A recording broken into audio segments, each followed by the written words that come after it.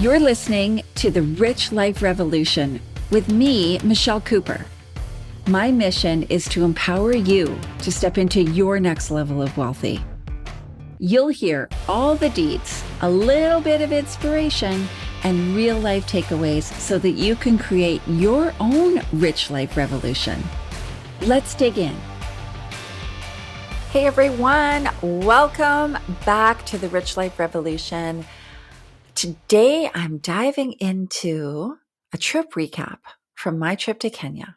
So I am super excited to share with you some highlights of my trip to Kenya, inspire you to step into your rich life revolution, if that includes travel, maybe hitting up Kenya, and show you how travel can be so transformational. So back in October, I'll rewind back to October, and I was heading off to Kenya. I am part of an adventure travel group, and trips come out all the time for this group. And you basically sign up based on what you want to do. You never know who's going to be going on it. And this trip left from New York. So I arrived in New York ready to hit the safari road. Now, the thing with Kenya is that there's a whole bunch of medical things that you are advised of. And I'm not really one for shots and vaccinations and pills and all that stuff. I'm not an anti-vaxxer or anything. Not that there's anything wrong with that. It's just not me. I believe that, if you're at risk, you should have the vaccine, whatever that vaccine is. But I'm not super worried about stuff. But in reading all of the information that was provided pre-trip, I thought, well, I need to get into the travel clinic and actually talk to a doctor and see, because I had been to Zimbabwe before and I didn't get sick when I was there, but I did have a friend on the trip who did get sick. So I was like, okay, well, I'm just like this white Canadian lady heading off to Africa. I probably don't have the immune system to support me while I'm there. So let's go talk to a doctor. Needless to say, I had to have several vaccinations, different things, and I didn't allow myself enough time, really. They had to give me a whole bunch together. And one of the things that they recommend is malaria medication. Now, I remember when I was going to Zimbabwe, my doctor had said at the time, because at that time I was on some antidepressants. My dad had died. I was having trouble in the grieving process and I was on a mild antidepressant. And my doctor had said to me, it's really not advisable to mix malaria medication with antidepressants because they can have a side effect on your mental health. And so I didn't take malaria on that trip. And I kind of remembered that, but I was like, oh, my mental health is good now. So yeah, load me up, doctor.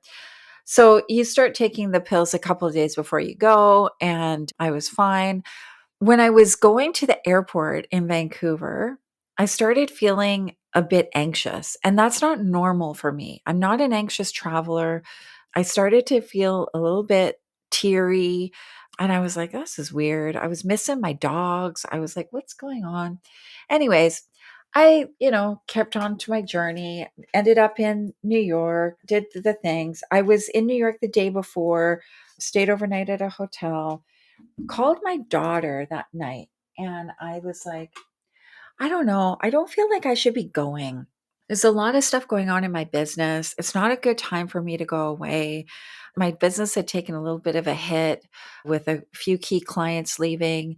I didn't feel super confident that my team would be able to handle this situation. And I was like, it's not a good time. My daughter was like, don't be ridiculous. You're in New York. Just go to the airport tomorrow, get on the plane, and go and have a good time. So she talked me off the ledge. I went to the airport the next day. There was a couple of things that happened. And now I am one who I can create a message from the universe out of pretty much anything. Okay. There is quite a funny story how I created a message from the universe that I was not meant to do something simply because my credit card declined paying for that thing. And it was a complete technical problem. It had nothing to do with anything. And, I can create a message from the universe out of a lot of stuff. And so there was a couple of things that happened where I was like, "Oh, maybe this is a message from the universe. I shouldn't be going." Often in these kind of trips, I opt for a single room.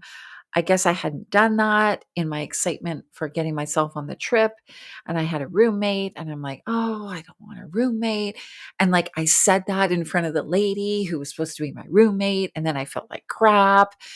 And, she just laughed, but I was just like, "Oh, it's awful." And I didn't feel well. Like there was something off. And then I realized when we're checking in that this is a 12-hour flight. Okay. 12 hours. And I like flying business class. There was no upgrades available. They were like, "No, it's all sold out." I'm like, "Oh my God." And then they said, "You're in a window seat." And I am not a small person. Like I'm almost 6 foot tall. I am not a small person. And I'm like, I can't be in a window seat in economy for 12 hours. Like I should not be going. But it's now too late. I'm checked in. I'm on my way through security. Things are not going well here. Anyways, we get on the plane, sit down. I'm next to this amazing guy, Luis, who is actually on my trip. And we're chit chatting. And I'm like, I don't feel very well. And he's like, "Well, if you have to get up, no problem. Like, just let me know. I'll move." Right.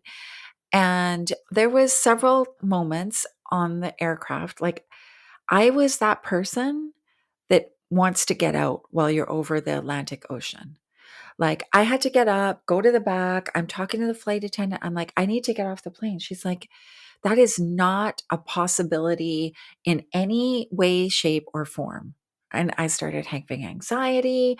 I was like, "What is happening? I don't like this." I felt sick. It was just like, it was a nightmare.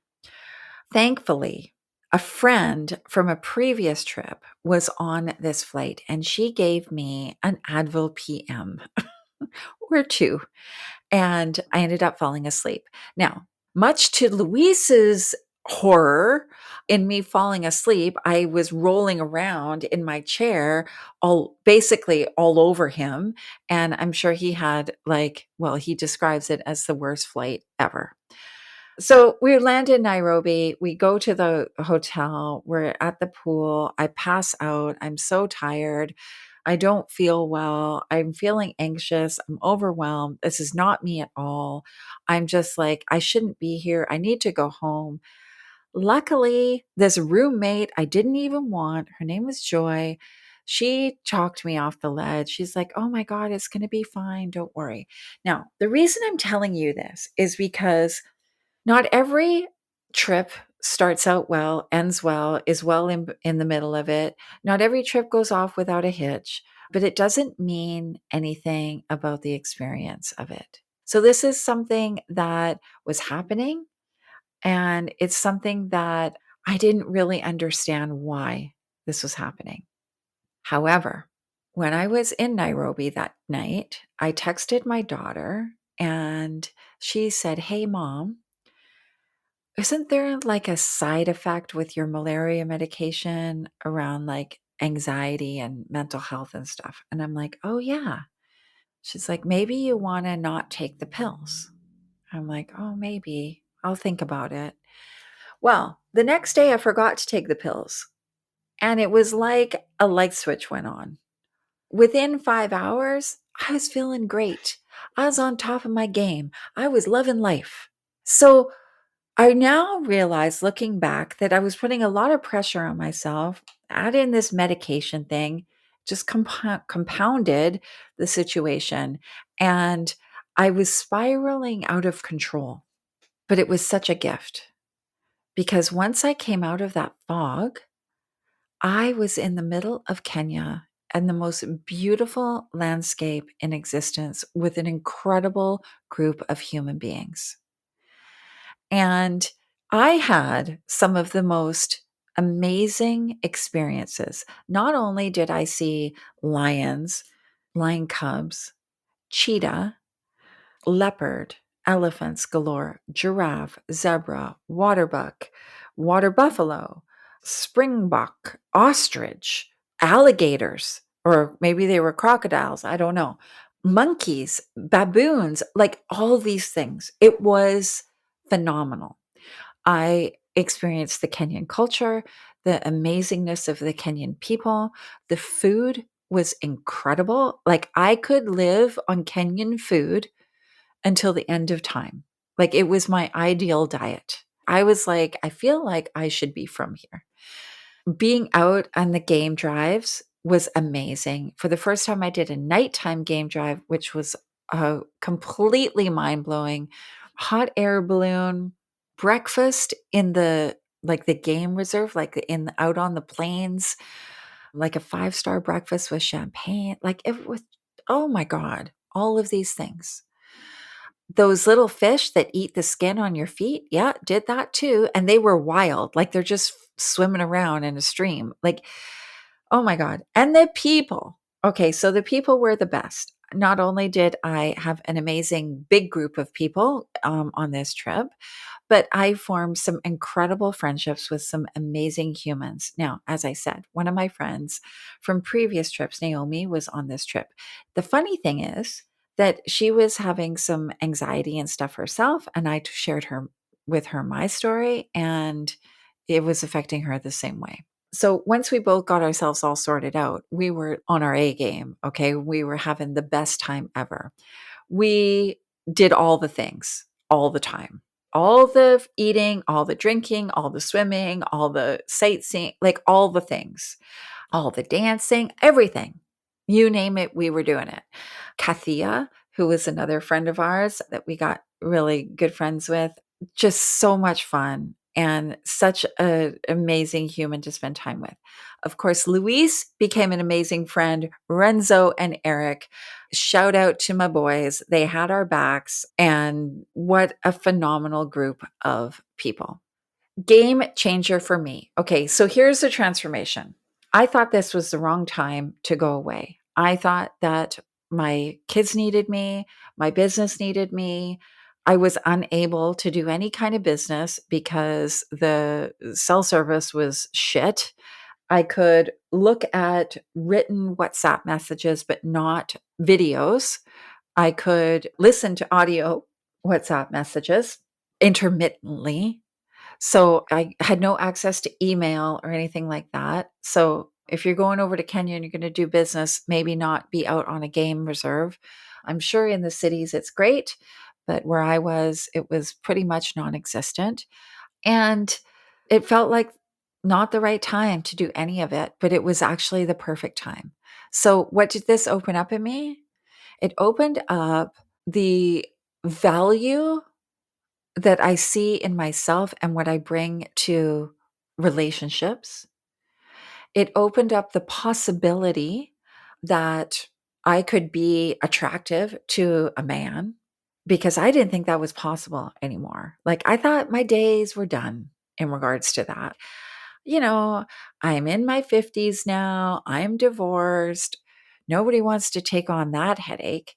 I was actually thinking of myself as a bit of a headache. Too much, too loud, too this, too that. And what was reflected back to me was that I am perfect and that I am attractive, that I am desirable, that men do think of me in that way. I thought, like, guys only like young girls. It was a complete eye opener and game changer. Like, I did not expect this whatsoever.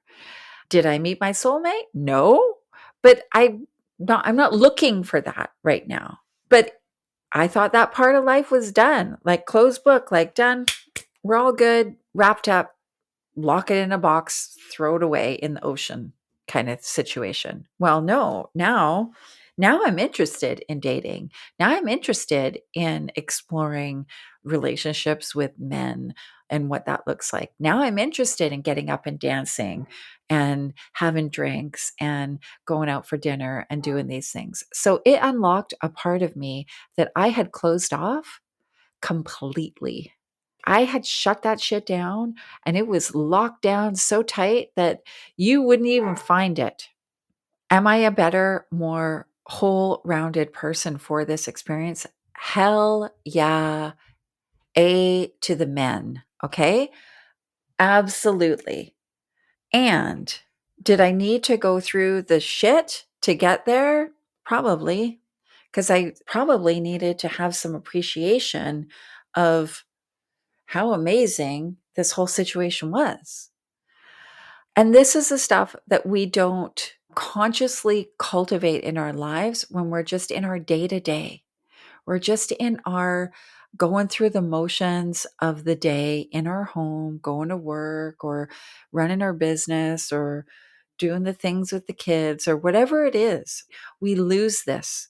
And by stepping out of our comfort zone and stepping into the big wide world, even though it's not all sunshine and rainbows, it doesn't always include business class, it's still amazing. And there's still transformation that is possible. So, this trip was one for the books for sure. As I said, it unlocked a part of me I had locked down so tight. And I became aware that I was scared. I had locked this down because I was scared. I was scared of being hurt. I was scared of being vulnerable. I was scared of rejection. I was scared of betrayal. I'm good. I'm still here. Everything's still going good. It's all great.